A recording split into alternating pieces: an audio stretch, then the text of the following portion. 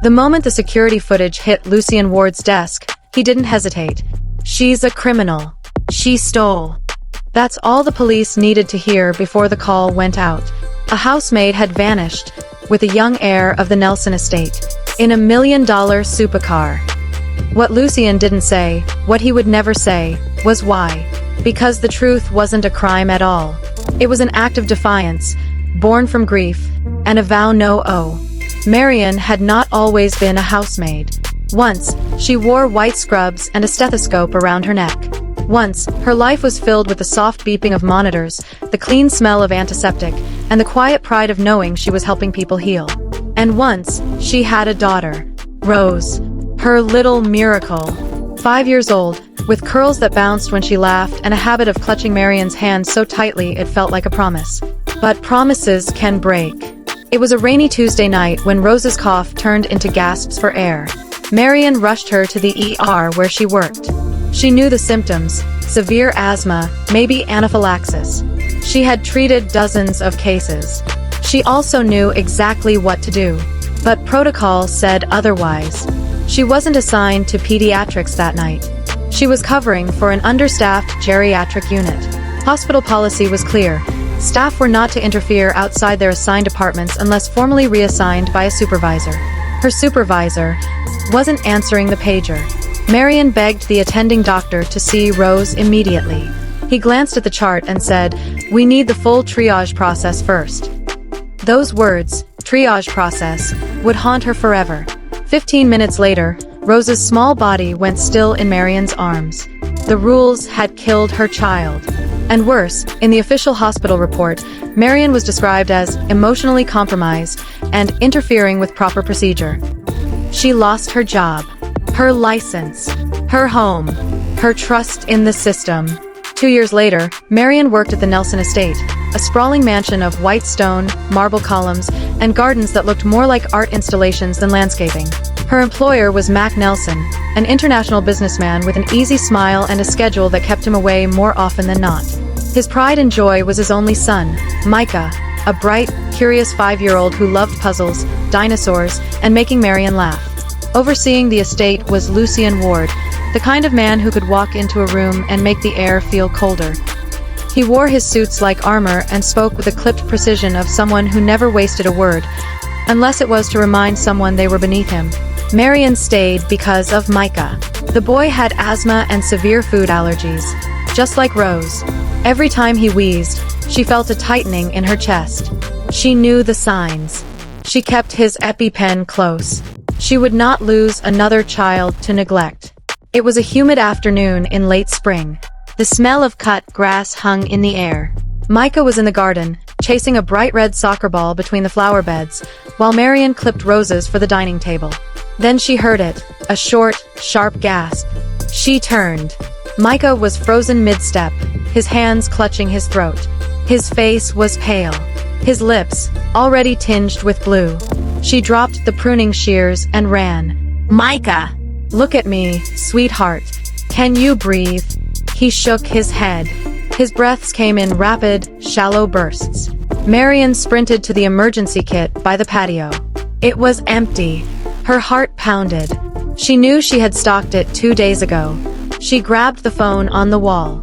Dead. No dial tone. "Lucien," she shouted toward the main house. No answer. In that instant, the past slammed into her like a truck. Rose's eyes. Rose's gasps. The helplessness. Not again. Not this boy. Not today. She scooped Micah into her arms, his small body trembling. She bolted for the garage. Rows of polished cars gleamed under the lights. But she knew which one had the speed to save him. Mac Nelson's deep blue McLaren, custom-built, powerful enough to reach the hospital in minutes. No keys. No problem. Marion knew where Mac hid the spare, in a silver case behind the fire extinguisher. The engine roared to life, echoing through the garage like a beast waking from hibernation. She slammed the gear, tires screaming against the marble driveway. The gates of the Nelson estate flew open just as security guards started shouting behind her. The rearview mirror showed them chasing. But ahead was Atlanta traffic, and every second mattered. Micah wheezed, clutching her arm. She kept her voice steady. "Hang on, Micah. We're almost there." She skidded to a stop outside the ER, jumped out, and ran inside yelling for help. Two nurses rushed forward, lifting Micah from her arms and whisking him into a treatment room. Oxygen hissed. Monitors beeped. The doctor barked orders: epinephrine injection, airway check. Marion stood in the doorway, chest heaving, every muscle tight. A minute later, Micah's breathing steadied. Color returned to his cheeks. Only then did she realize there were police officers behind her. "You stole a car and kidnapped a child," one said. "I saved him," Marion replied, voice low but fierce. Relief for one character, suspicion for another. Minutes later, Mac Nelson strode into the ER, his tie askew, eyes scanning for his son. When he saw Micah sitting up with an oxygen mask, relief washed over his face. He turned to Marion. "You saved my boy." Before she could speak, Lucien entered, calm, composed, already speaking to the police. "She took the child without permission," he said smoothly. "Endangered his life in the process." Mac frowned. "She saved him, Lucien." Lucien's eyes flicked to Marion. "Or so she says." The morning sun cast long, golden beams through the tall windows of the courthouse. The air was heavy with tension. Reporters clustered by the entrance, their cameras ready, while curious locals murmured about the trial that had divided the city. Inside, the wooden benches were filled to capacity. Some came to see justice served. Others came to witness the public shaming of a man who once thought himself untouchable, Mac Nelson. Marion sat in the front row beside her attorney, hands clasped tightly in her lap. She could feel her pulse in her fingertips. Across the aisle, Mac was seated between his high-priced lawyers, dressed in an immaculate suit. But his face looked different now. The arrogance was gone, replaced by tight lips and restless eyes. Rose sat just behind Marion. She leaned forward, whispering, "Today's the day, Marion. We end this." Marion didn't reply. She was staring at Mac, not with fear, but with the quiet steel of a woman who had been wronged and refused to stay silent. The judge entered, and everyone rose. The trial had been grueling. Weeks of testimonies, witness statements, and evidence had painted a clear picture of Mac's corruption, embezzlement, illegal surveillance, coercion, and his calculated framing of Marion to protect his own secrets. The defense tried to smear her character, but each time, Marion's lawyer dismantled their lies. Now, it was closing arguments. The trap springs shut. The defense attorney, a tall man with a sharp jawline, stood confidently. "Ladies and gentlemen of the jury, my client is a respected businessman. This vendetta you've heard about is nothing more than a personal grudge." He painted Marion as an emotional former employee, seeking revenge. Mac even managed to give a small, rehearsed smile at the jury, the same smile that had fooled investors, board members, and the press for years. Marion's attorney, Lena Hart, rose slowly. Her voice was calm but cutting. "Respected businessman? Let's examine that respect, shall we?" She walked to the evidence table, pulling out a thick binder. Exhibit 42, financial ledgers showing funds diverted into offshore accounts.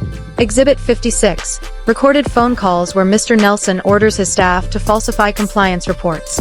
And Exhibit 73, security footage, authenticated by 3 independent analysts, proving Mr. Nelson ordered Ms. Danielle's office to be illegally searched on the very night she discovered his fraud. The jury leaned forward. The judge allowed every piece. Then Lena turned toward Marion. "Ms. Daniels, please tell the jury, in your own words, why you didn't go to the police sooner." Marion's voice didn't shake. "Because every time I tried, someone lost the report, or showed up at my door warning me to stay quiet. Mr. Nelson controlled more than a company, he controlled people's lives." In the gallery, murmurs rippled. Max shifted uncomfortably. Lena saved her final blow for last. She placed a single envelope on the evidence table. Inside is a signed statement from one of Mr. Nelson's own executives. He admits they were ordered to plant false evidence against Ms. Daniels to ruin her career. He also names others, and says the instructions came directly from Mr. Nelson himself. Gasps filled the room. Mac's jaw tightened. The trap had sprung. Hours later, the jury filed back in. Marion could barely breathe as the foreperson stood. On the charge of corporate fraud, guilty. On the charge of evidence tampering, guilty. On the charge of criminal conspiracy, guilty. Each guilty landed like a drumbeat in Mac's skull. His lawyer placed a hand on his arm, but Mac jerked away, his face pale. The judge's sentence was swift. 20 years in federal prison, restitution of stolen funds, and permanent ban from holding any corporate office. Marion didn't smile. Not yet. Justice wasn't about gloating. It was about restoration. But she allowed herself one glance at Mac as the bailiffs led him away in cuffs. For years, he'd spoken to her like she was beneath him. Now, he wouldn't even meet her eyes. Rose squeezed her shoulder. "It's over, Marion." Marion exhaled, the weight she'd carried for years finally lifting. The new beginning. 6 months later, the old corporate tower Mac once ruled stood under a new name, Daniels and Hart Consulting. Marion walked through the polished lobby, sunlight streaming through floor-to-ceiling windows. Her employees, many of them people Mac had once bullied or discarded, now thrived here. In the boardroom, Rose was pinning up charts for their latest community project.